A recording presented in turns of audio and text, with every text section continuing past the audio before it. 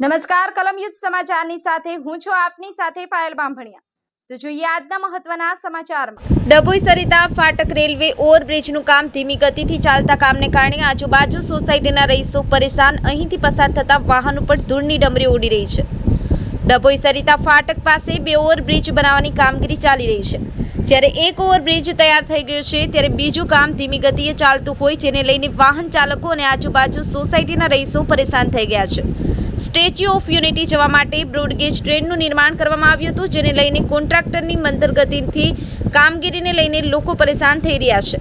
સમગ્ર ગુજરાતમાં railway overbridge બનાવવામાં આવ્યા છે ક્યાંથી ટ્રાફિકનું ભારણ ઓછું થઈ શકે, ગુજરાત ફાટક મુક્ત બને એ માટેના પ્રયાસો હતા।